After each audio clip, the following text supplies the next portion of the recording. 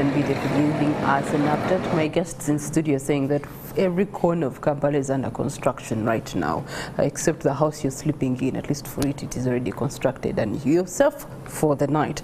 I am Priscilla Regina Naloga. As we continue on with our conversations here at Morning at NTV, we turn our attention to our Kickstarter this morning, which is going to be focusing on the arts and entertainment industry, their performance as far as the last financial year is concerned. Now, in the last financial year, there was a supplementary budget that in between there was monies that were allocated to the industry to be able to boost it. Even post-COVID-19, there's been quite a number of monies moving here and there to be able to boost this industry. Question is, have we seen a realization to the intended boosting, and where is it exactly? But also we want to look into the present financial year that it's now in its 5th day, that's 2024-2025, and ask ourselves a fundamental questions. Where are the hits and the misses, but also the opportunities as far as the arts and entertainment industry is concerned? To have these conversations, I'm joined by a theatre legend, one who is of course in need of no introduction, Mr. Philip Luswata. You're most welcome to Morning at NTV. Thank you for having me. It's a pleasure to have you. We are also joined by Andrew Kagwa, who is an arts journalist with a Daily Monitor. Good morning to you, Andrew. Good morning. I was about to say, where are the dreadlocks? You almost gave me a heart attack there. Like, hey, did you cut our dreadlocks? But welcome to the show. Thank you very much. Yes. Later on, we're going to also be joined by the Executive Director with the National Council, National Culture Center here. So we're going to be waiting for him. But as we wait for him, we want to start off with a perfect question. And given the fact that I think in the span of the last financial year, we've not really had this conversation with Philip here, so he would be the best person to give us the truth as it is bare and naked. What has been the performance of the arts industry post-COVID-19, before we get into the financial year reflections, between 2021 and 2024? Have we gone back to what it was in 2019, or is it even in a better place now more than ever? I think I'm going to answer that question from my own perspective. And I do not want to sound intelligent, as I'm not even going to try to, because it's a very personal issue. Starting from myself, I recently turned 50. And I didn't celebrate, I didn't tell anyone, because I sat back and I asked myself, at 50, have I really achieved anything? Have I reached where I thought I should be as a theater artist, or as an artist at all? Do I feel like I matter at all in this whole thing? Am I offering any promise to anybody who interacts with me? Am I a fraud? You know, when you walk on the street, did you feel even the recognition that you get? Is it genuine? This is a question that not just myself, but so many other artists like myself ask ourselves, do we really matter? And I'll say, post-COVID, has art been better? Or the only thing you can say is that we have had more government interest in what we do. That's for sure. More government interest, you can say, because it was the best area for anyone who wanted to show that I'm doing something, to say, okay, we did intervene.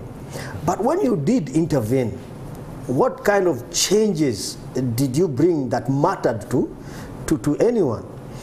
Are we in a place where we feel there's more promise? And talking for myself, I haven't yet felt that feeling that there is any promise, that I know where my next step is going to be. Yes, we are trying to walk, but most of us are walking in the darkness. Okay. You ask the Abe Muchivis, you ask the Mariam Ndagires, you ask even for music, I would say it's not just us. Even the musicians, when we do our big concerts, are they responding the way they need to? Maybe the only people who have benefited out of this are the TikTok social media artists. Social media, The social media artists have benefited out of the idea that we were locked down into one spot, and then we got one venue to which all of us were expressing ourselves. But speaking for myself, I failed to celebrate my birthday. I do not feel like I have any reason to celebrate as yet, despite all the money that was invested in what we do. Okay, before we get into the money and where it was invested and if we have seen realization of that investment, you talked about something that I thought would be an opportunity in the last 4 years. COVID-19 made the world one through something that you've said, and that is the online world, the social media world. From where you are seated, have you been able to adopt this new complementary to the industry and the arts that you're doing? And how has it enabled you to actually stay afloat? Well, let us never pretend that social media took away intimacy. Social media, and that's something I've always said forever, that social media did not take away intimacy. Maybe it might have complemented intimacy. And what is intimacy? Intimacy is me being here with you. You're not interviewing me from my home, which you could have if you decided. But you'd rather that I am here and I take responsibility for what I'm doing, what I'm saying in person. So it didn't take away intimacy. But many people do think that, oh, theater should have shifted the social media. So you shouldn't be complaining. You should be using that YouTube platform. You shouldn't. No. We need now more than ever to invest in opportunities for people to be intimate with each other, to touch each other, to feel, to talk to each other. Otherwise, if you see what social media, I think, has brought more than anything else is depression. It's mental health issues. Virtual competition. Because we're missing each other. So there's always been people who said that oh, you are whining artists, you are whining, your platform was made even wider, you are now able to reach 1 billion people. Yes, but that's not it. I'm able to reach 1 billion people, but those billion people also want to touch me, they want to feel me, they want to be with me. So I never want to use social media as an excuse for speaking for myself as an artist, for the lack of investment in marketplaces and spaces that allow for people to meet physically, to engage in art, to be accountable for the art they are doing. And that's what art is about. That even if I do a painting, I might do a virtual painting. How are you going to buy it? You're not going to feel it, actually. Actually, I think most of the people, that reason that social media was supposed to be a way for art to adapt, sometimes forget like the meaning of performing arts. Like performing arts is about the people, be it a concert. An audience. It's about the audience. Like a theater performance is not really a performance without the audience. Like whether they did not rehearse with you, they are part of your production. That's true. If we recorded a theater production on stage and there are no people and we showed it to people on a laptop, trust me, it will hit different when they are in there and when they are watching it on a laptop, when they are not in the actual space. So like performing arts and the people are tied together. Like you would get depressed if you're performing for a camera and people are just seeing you. And I think people got depressed doing that during COVID. All right, and now turning this to you, Andrew, who has been covering these different elements of the industry through COVID-19, post-COVID-19. There was that era where everyone wanted to go virtual. They were releasing their songs online, premiering them, and putting out posters out there, premiering tomorrow, dropping tomorrow, and then there's just a Facebook Live thing that they are doing. And yet today we seem to be wanting to, or realizing that the old ways were somehow the better ways, and where you two have mentioned that the audience is part of the act, because now we were hoping the Gen Zs and all the big artists that we see today, their concerts, those who have had concerts in this span of time, we should have seen an online element or a virtual element, but the only element that has been virtual is maybe purchasing a ticket on weticket.com, but the rest of it has gone back to what it was previously. So is that a step in a good direction? Are we not missing out something? Are we failing to actually adopt to the new norm? It's a yes and no. I would say in Uganda we are not missing out, but when it comes to the rest of the world we are missing out. That's Ugandans in the diaspora and everything. Like, we keep fooling ourselves of like, yeah, Uganda, we have all these cities, but at the end of the day Uganda operates as one city, which is Kampala, and that's why we have our numbers. That's why there are the people that can afford the data. So I know in other countries someone will stage a concert and they will also have an online version where people can purchase and see the concert online. But the people that are purchasing to see the concert online are people that are out of the city where the concert is happening from. The people in the city where the concert is happening from are being busy purchasing the tickets to go and see the artist live. Those that are purchasing to see the artist virtually are those that cannot take a plane to come and see the artist. But even then, they'll see the artist virtually after the actual performance is done and dusted and it's posted. Actually, visualized. In those people that are in other cities that are really, really far away from the venue can follow the concert when it's happening in real time.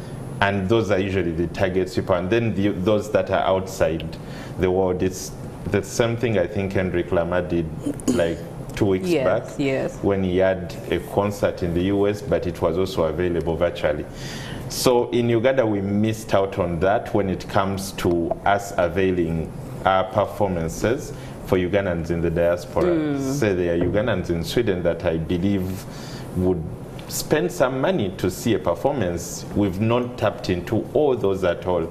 Like after the lockdown we were like, let's move on, but again, something you need to remember is that most of our performances in the lockdown were not live. They were recorded. So we've not really done a live online show before. So we've missed out on those in the diaspora. But as far as Uganda is concerned, I believe we've not missed out a lot, because trust me, if you're doing your concert and you're putting it out virtually, you do not really think very many people in Gulu are going to subscribe and pay. Like, internet in Uganda is damn expensive. And besides it being expensive, the connectivity is not that good. It's not stable. So should you invest in that when you're thinking about Ugandans generally? Like, I don't think no. But Ugandans in the diaspora, that's something we should be thinking about. Okay. Well, I'd like to add to that, showbiz is a relationship. It's a relationship between myself and the audience. And that relationship has to be symbiotic. I cannot be in it just myself.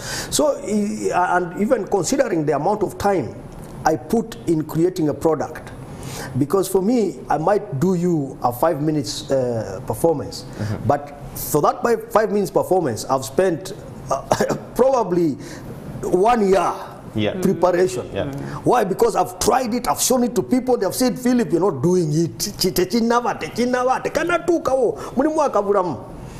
So that's for a full year. And 5 minutes, and you don't expect me after 5 minutes then to go and be satisfied with standing in front of a camera and, and pretending that it is working. That symbiotic relationship is very important. Which brings me to the idea of creative, agency,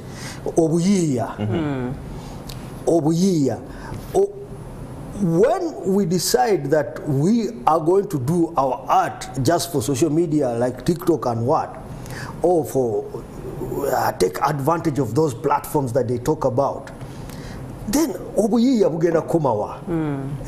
because I'm not going to have accountability. Why? I take accountability from vulnerability. I am vulnerable when I perform in front of you, when you watch me, when you look at me. Right now I'm very vulnerable because I'm answerable, I'm accountable as I speak. So that element of accountability will never go away.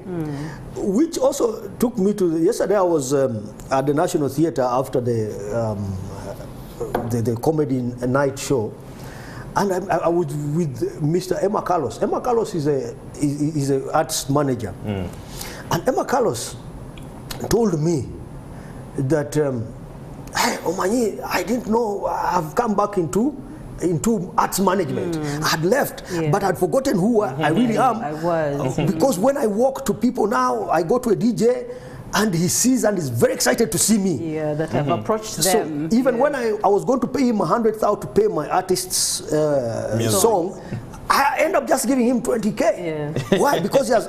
Now, what's happening? That is self-piracy, isn't it? It is self-piracy. Why? Because we are still trying to move our art into the physical world. And for us to move our art, we need to convince the people out there to consume it, to love it, to like it. And for them to like it,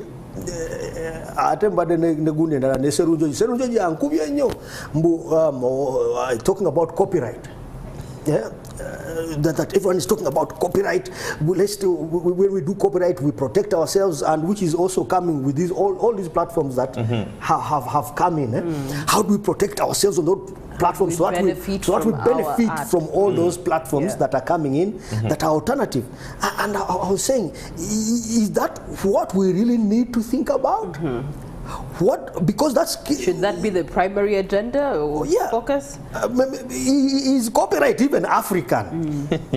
Because in Africa, there's no copyright here in Africa. In Uganda, there's no copyright. I believe in Kenya. Traditionally, who are more developed as far as the industry is concerned. I'm talking about tradition.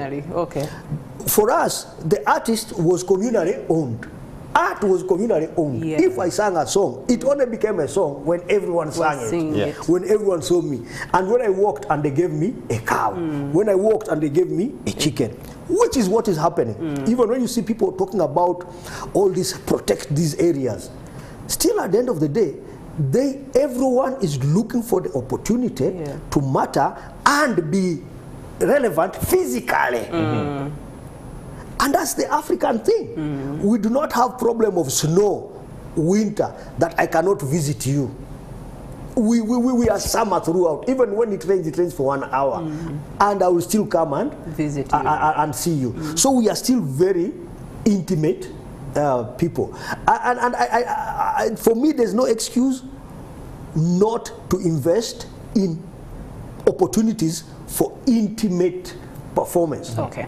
Later on, we'll be getting into those investment opportunities for that kind of intimate performance, or how do we keep it alive anyway in the first place? Because you also have to look at the reality of the matter is that the audiences are also tilting, they're changing.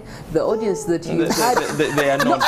No, by that I mean, for example, you do have a generation that will go to the football pitch to watch the game, and then you do have a Gen Z who will watch the same game but would prefer to watch it from the phone. The other day, I had my nephew over at my house. I have the big screen. I put on the cartoons, and he was kind of bored by it, but it's the cartoon that he loves. So he kept walking in and out, goes, plays. Then I put the laptop somewhere. He went and sat on the laptop, and still it was until he got the phone. On the phone, he could not be moved. He could not twitch. He could not move his muscles, because that's now for him, that's his world. Meaning that things have changed. Could I surprise you? We're still watching the same thing, but now how we consume it, you have different markets today. No, could I surprise you? And I'm going to surprise you as the parent of a Gen Z.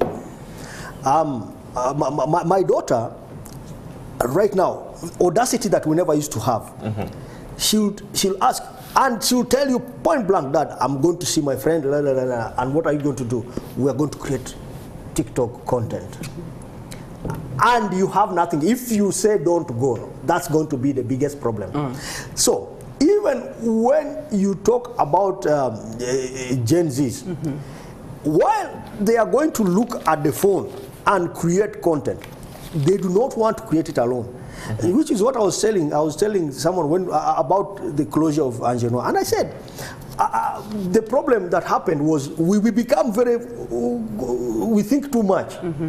Because Angelo might have closed because it put seats on a dance floor. It puts seats on a dance floor. A dance floor is a dance floor. People want to dance. If you look at what's happening on TikTok now, the most popular videos are those videos where young people are together in a cocoon, like 10 of them, and then they do the same thing. And that thing really works for them. That is telling you that entertainment hasn't gone here. If you go to the 80s, breakdance. I grew up in Nairobi, and one of the things that used to have in the estates when you wanted to fight, you say, oh, we are going to break dance those guys and then break dance these guys, and then you come together and you break dance and then you go away. It's the same thing that is happening. People are meeting together in their villages and competing. It's just because the only opportunity they have is to put it on the social media. Now, let me ask you, if you wanted to show your dance to other people and get immediate feedback, which we used to get because you'd go into the circle and dance, and people feel you or don't feel you. Yeah, if nobody joins you, then you have not done it. Yes.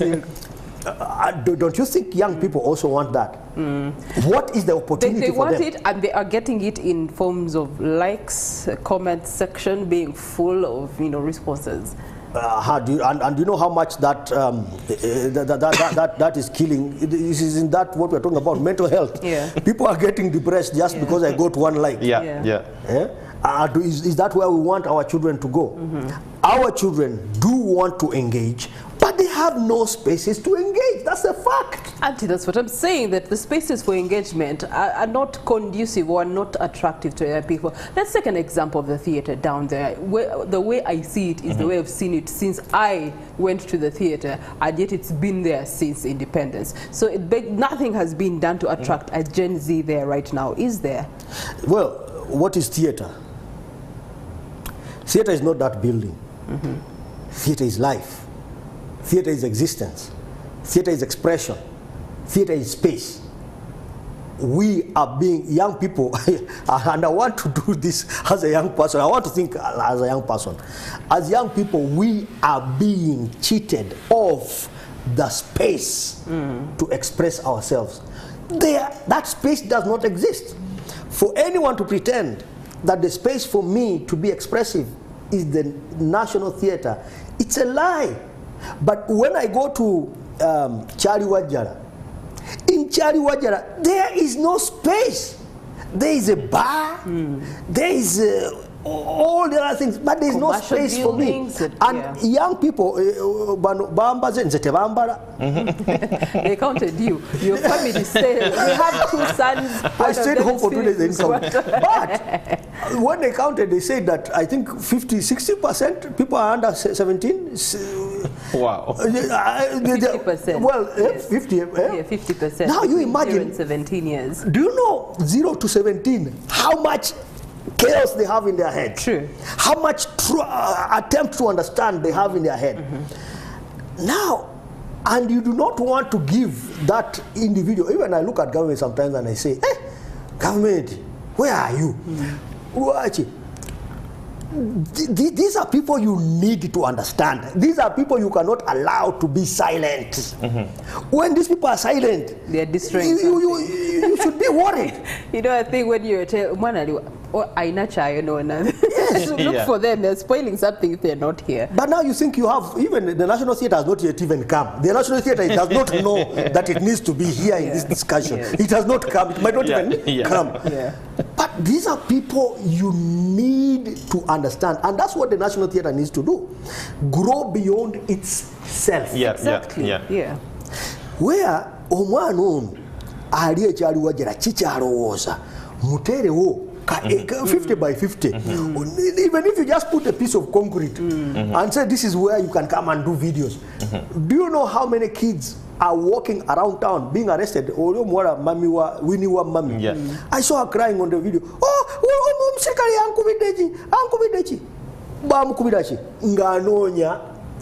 Location to express herself.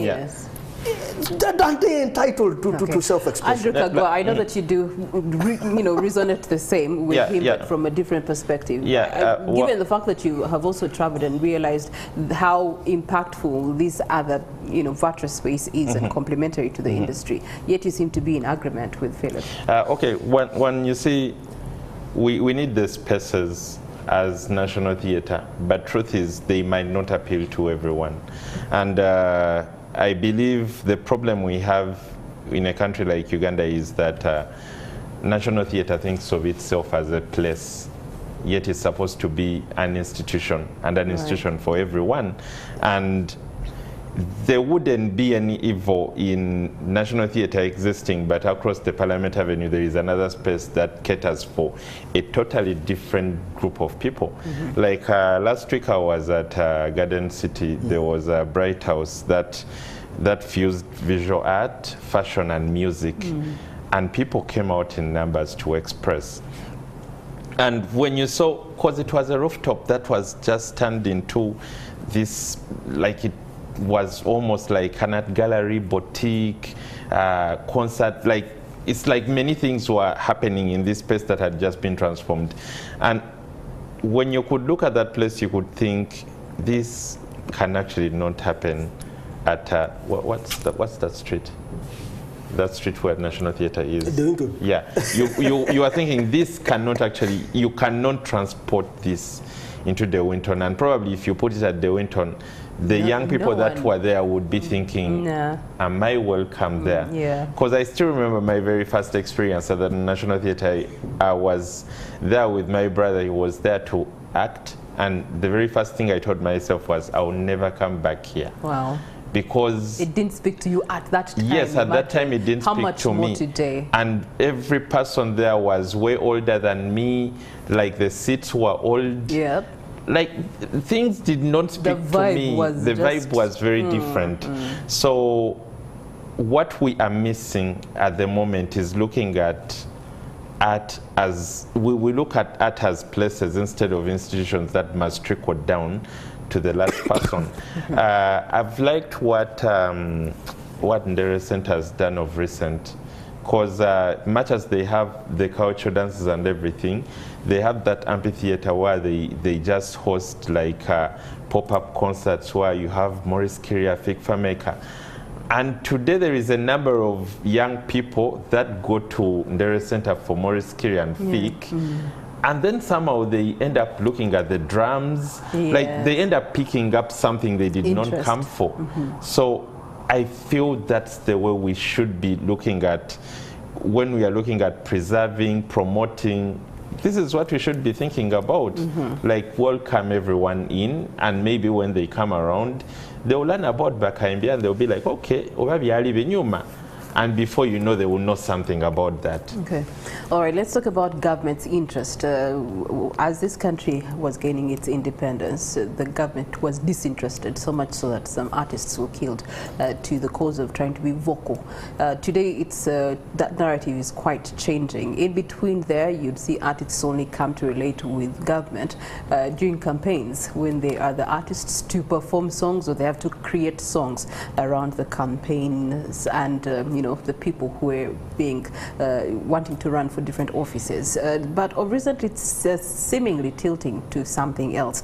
In the last financial year, we did see an interest of government putting away some money, a supplementary budget that was passed to dedicate some money to the arts industry, even post-COVID-19, through different advocacy platforms, the Artists Association and different other platforms. You've been able to see that, okay, government is now giving a listening ear to this industry. It's now putting a little bit of money here and there to help the industry. And so we want to find out, I'll start with you, Andrew, with that little money that was dispatched so far, what have been the gains from getting government's attention to this industry? One of the very first things I would say, which could even derail the entire question, is that in a country like Uganda, it's always campaign season. 24 hours. It's always campaign season. Like after you're done with one, like you start planning for another one, like immediately. So we do not know if even what we think we've gotten there here is not part of the campaign. But anyway, you're asking what has been achieved?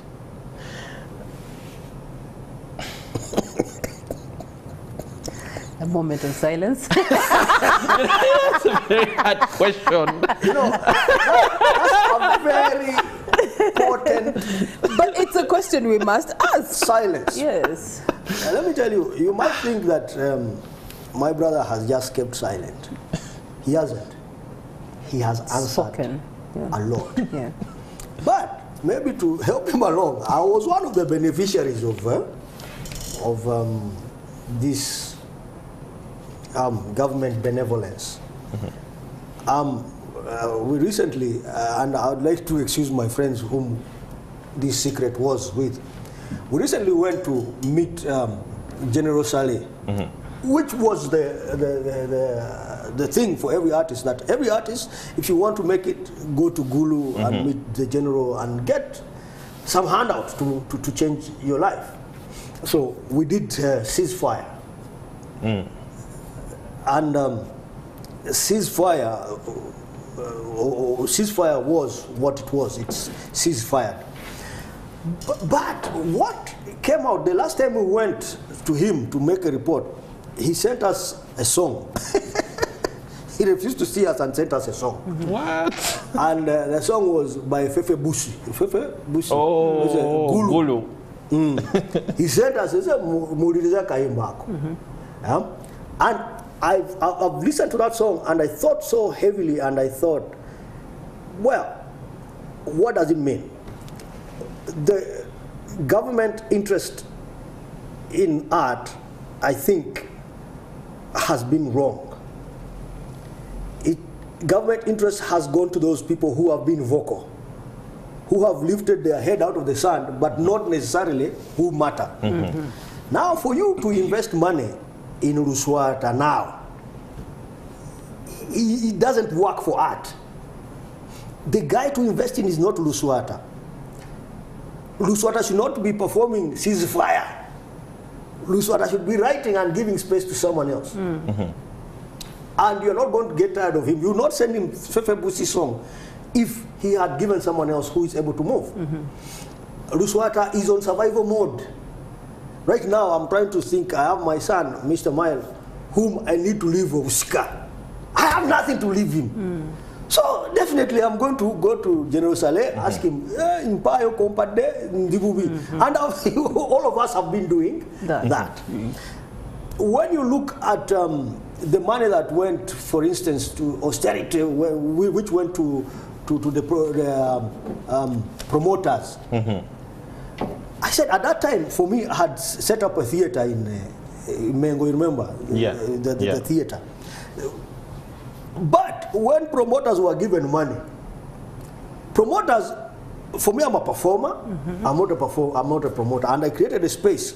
But I was not one of the people who were considered that you are for survival something. Because that place died. That place died in spite of all the loans, but I'm not asking that to be helped. But when this guy sent me that Fefe Busi song, when they sent me that Fefe Busi song, I thought, hey, it has been wrong. It's not me who should have gone. If I went there, I shouldn't have gone there to say, Munyambe performing. I don't matter anymore. Art is for people below 35. People below 35 can concoct their bodies, can move this way, can move that way. They can sing. After 35, your voice is dying. After 35, your bones are breaking. You're not going to be phenomenal. You're not going to give people any spectacle. You are the wrong person. Put money in Alex Mukulu. For what? For what? Put money in that kid there. Put money in the Philip Luswata. For what? Put money in that little. That's why I'm very bitter that the National Theatre, I wish they could show that empty chair. So that we know. I just wish. So that we know the National Theatre has not come. It's the National Theatre really thinking, because the Uganda National Cultural Center, we call it National Theatre, but it's the Uganda National Cultural Center. The Uganda National Cultural Center needs to be thinking like this, that there's a problem. If the Uganda National Cultural Center was thinking, I would never have received that song of Fefe Busi. The Uganda National Cultural Center would have received that song. But we have failed to think about where. Them. Look at, when you go to Karamoja, and people who go for workshops there. What do you do in Karamoja? You have reached Kabong. There is no place for you to go. Yeah. The only place for you to go in Uganda. Talk to all these NGO people who are always saving Uganda, saving the children, saving the orphans. When they travel up country to save the orphans, what do? You drink. Yeah. Why? Because there is no place for you to go and experience local culture. Yeah. The only way to experience local culture is in a bar. I'm not against bars because I also left a bar late last night. But that's the only way to experience culture. Yeah. Are you telling me that that's forward thinking? Is it responsible that you call us and the Uganda National Cultural Center does not show up? Okay. All right. So Andrew, from where you're seated,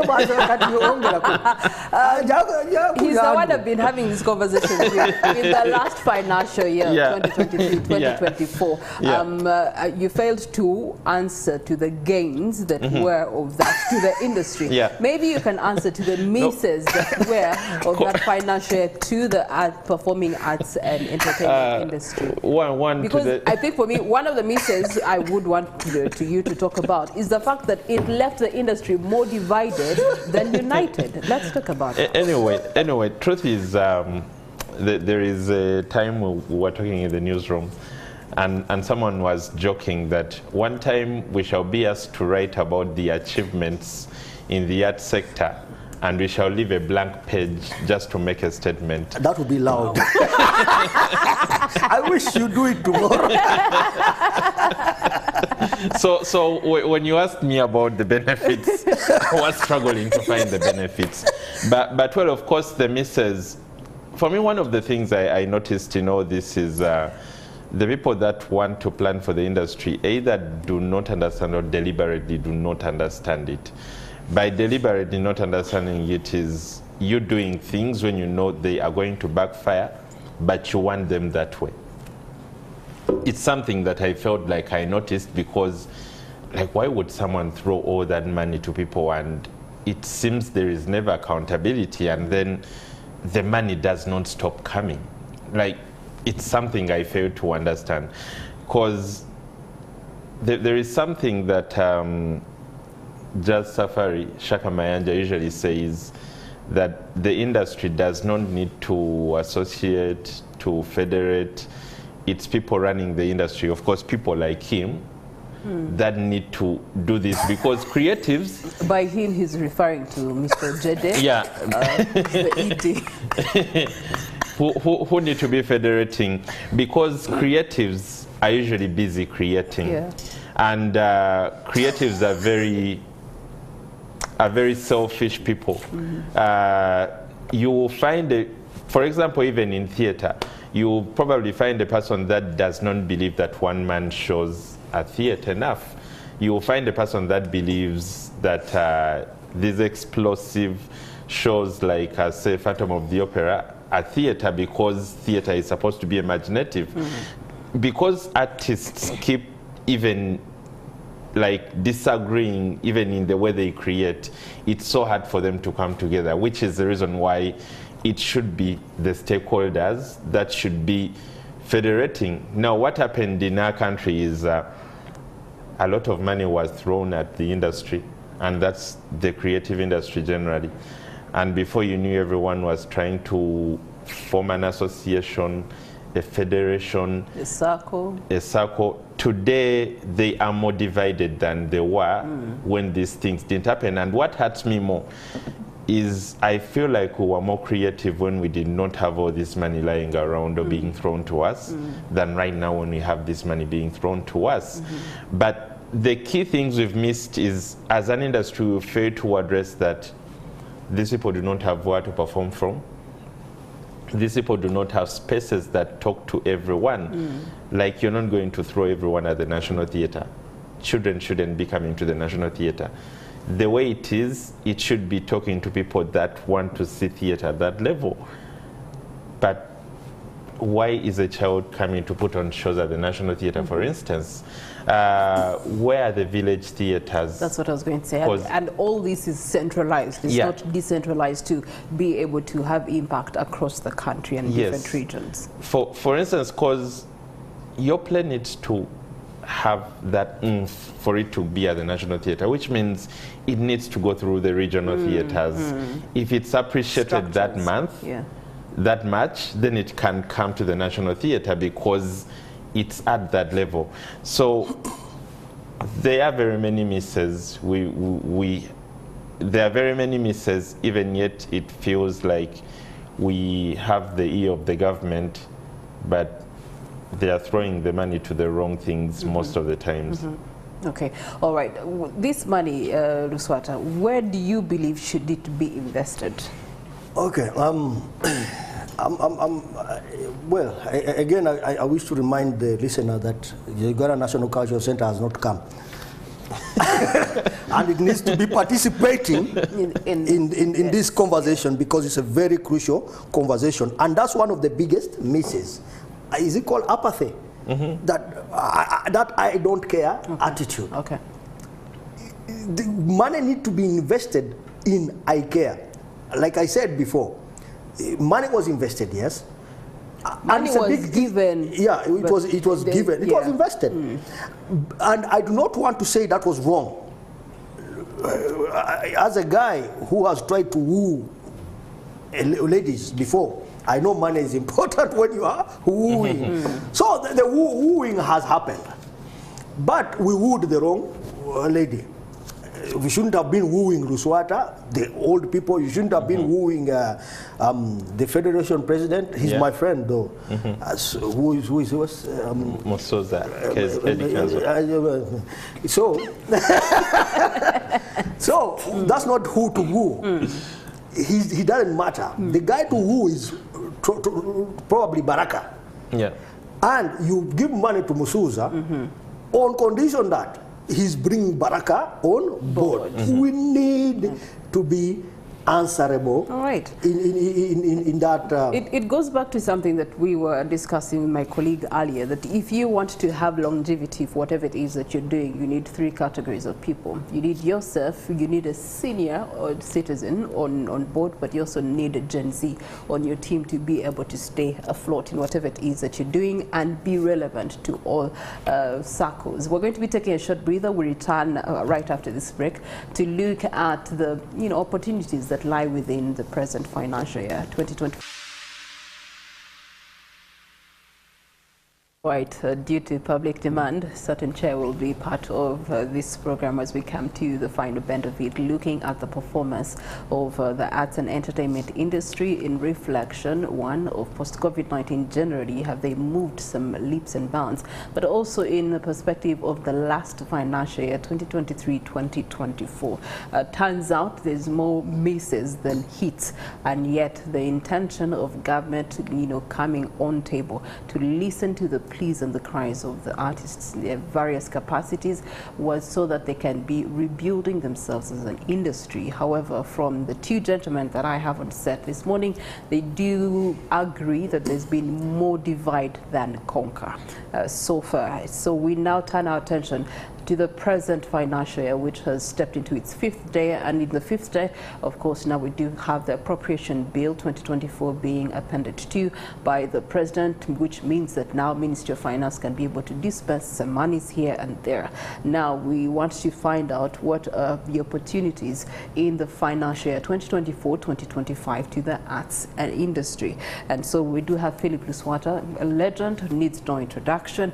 And of course, we do have our other legend as far as following the footsteps of artists concerned, Andrew Kagwa, a journalist. Now, gentlemen, we can't cry over spilt milk. It's spilt, it's done and dusted. However, we do have an opportunity to milk the cow yet again. In this financial year that we have started off, where do you talked about investment opportunities, and so I asked the question, where do you think, as one who has seen the lenses before and you can forecast the future, where should we be amakanda tugasimbewa amakanda nze nagalabye olaba I don't know if Mr. Ojede in absentia kind of agrees with me.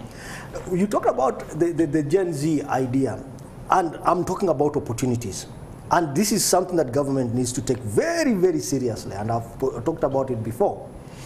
That recently in Kenya, the Gen Zs came up and they involved themselves in maandamano, an attempt to take over government. And we were in an argument online where somebody was arguing that the songs that young people are creating have become vulgar. This same trend also in Kenya, if you listen to the kind of music they are creating, also had become vulgar earlier. So, and the language in music also in Kenya before had become the kind of language you do not understand, which is the same thing that is happening here. And that's what is trending if you look at the kind of music we're having on TikTok. So young people, and that's how children and young people test you. Say, put something in So, and I told these guys on the platform that do not think that this music is vulgar. Look at this vulgar music as an opportunity. Because this young person is telling you something that I want to be heard, I want to be listened to. Your son will drop the glass and to see what you can do. You can do, what you respond. So I think government right now needs to prevent these things, to invest very heavily in listening to what young people are saying through music, through dance, through art, so that they have an alternative. When young people do not have an alternative, they throw stones. When young people do not have an alternative, they throw vulgarities. When young people do not have an alternative, they break things. So, other than putting all the money in that UNCC, the National Theatre, which is what I thought that we need to start thinking about growing horizontally. For me, and not that I am forcing anyone to think about it, I've set up a small theater in Chengera. It's called Wava Theater, and we are doing small art there, 100-seater.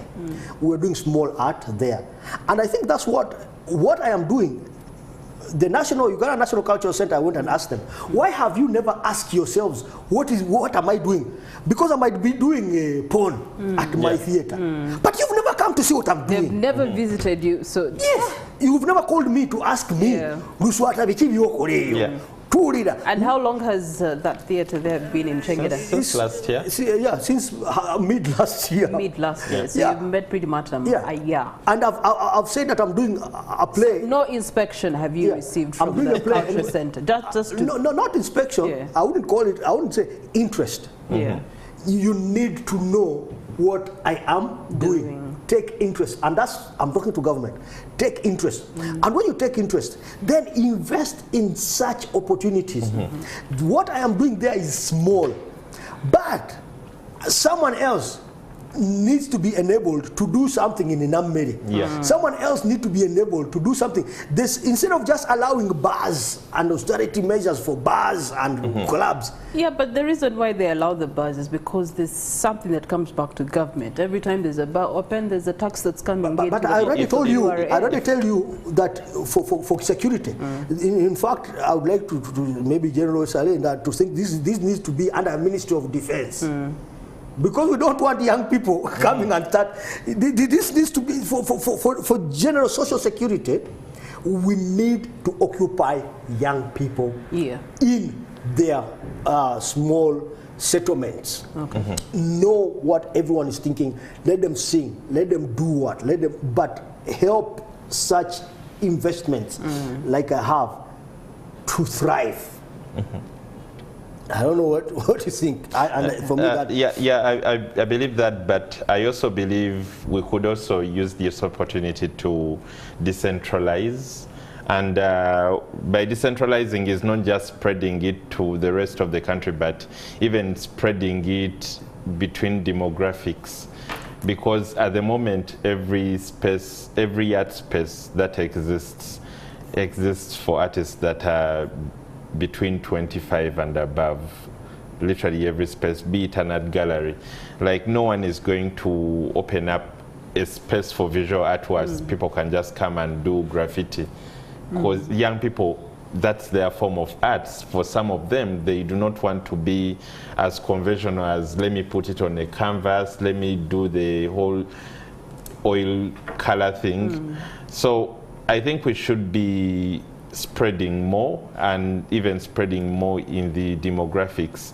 For instance, I believe more money should be thrown at the school competitions that we used to have. Yeah, I don't know who used to fund them. The magic word you've used there, used to have, because even the education sector today does not actually realize how important that element was. Why do I say that? Because now, of course, with the privatization growing as far as education is concerned, you see that people, investors in education, just want direct education. Schools, because those, performance, the numbers are important when they want to attract the market.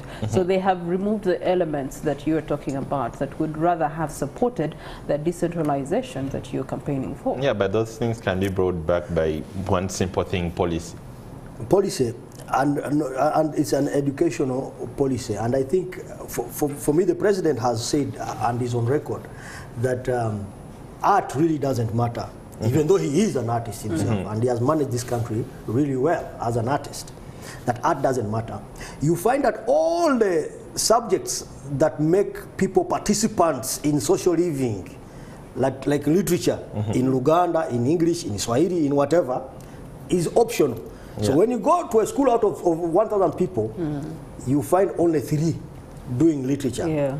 So, and we are being encouraged to do sciences.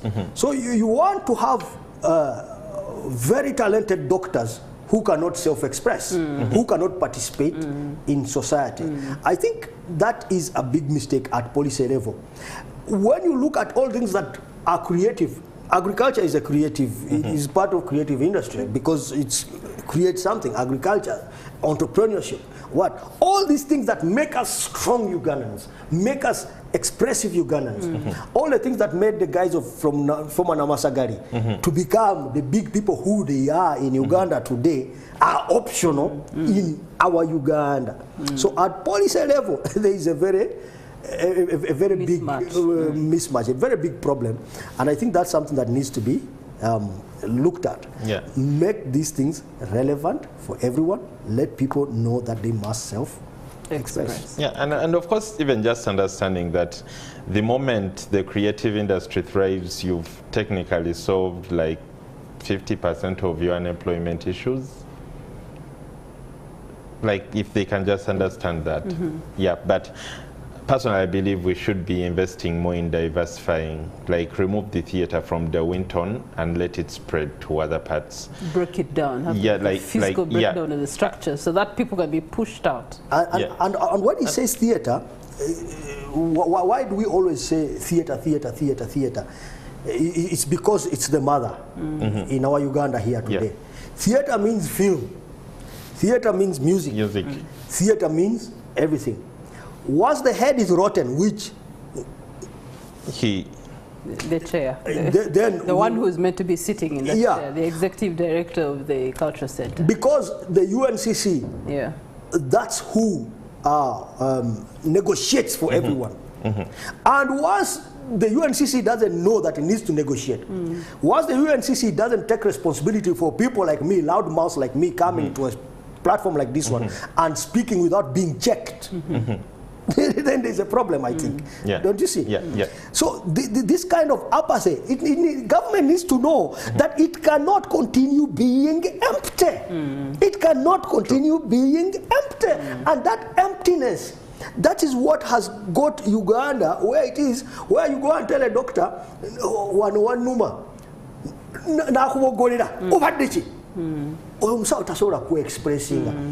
people, Ugandans are generally sad people now, I think. And sarcastic. Even when you look at the kind of TV we create, the drama we create on TV, let us be honest. Does it resonate with the Ugandan?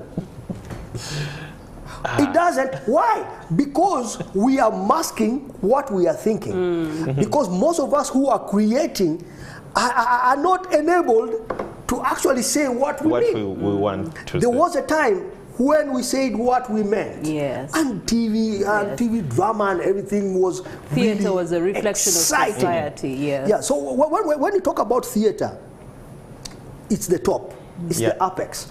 It determines what flows down. But that is what is happening. To break it down is, theatre is the only art form that embraces all the arts. Be it dance, be it music, be it acting, be it film, fashion, like it embraces everything. When theatre works, there are chances the other art forms will work. Okay, all right. Now you also talked about government's interest in the industry.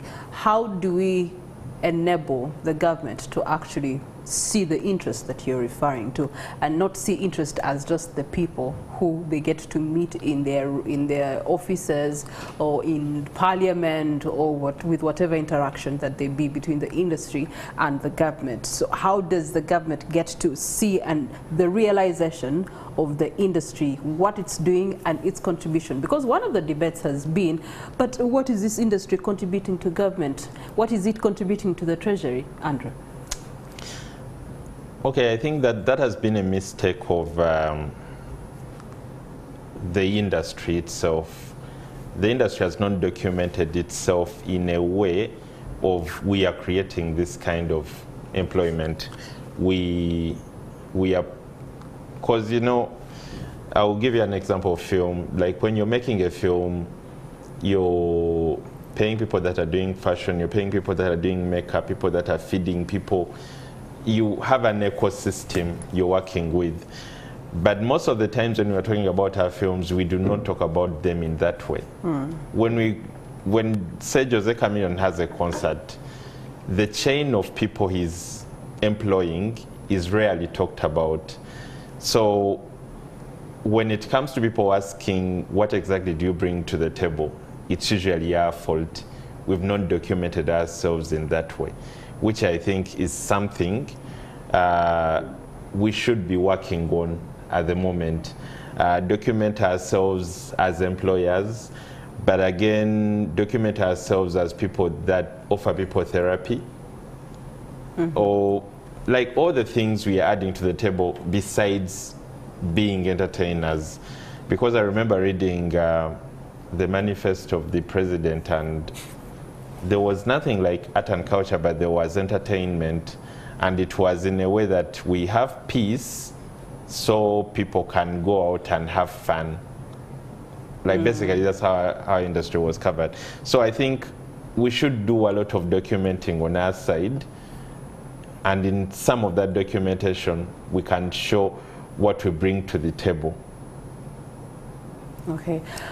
The argument he raises is good, but we are also looking at those that are in front of us as artists being self-centered. It's all about them. The limelight should be on them. The mic is for them. For your argument to work, this person should be considerate that it's not a one-man show. But and of yet course, the people we have, my friend, it's a one-man show. When it comes to government interest, if you want to be bigger than the big one, you have to leave the group and go become your own. When it comes to government interest, one thing I keep asking myself is, we're not going to force them to be genuine.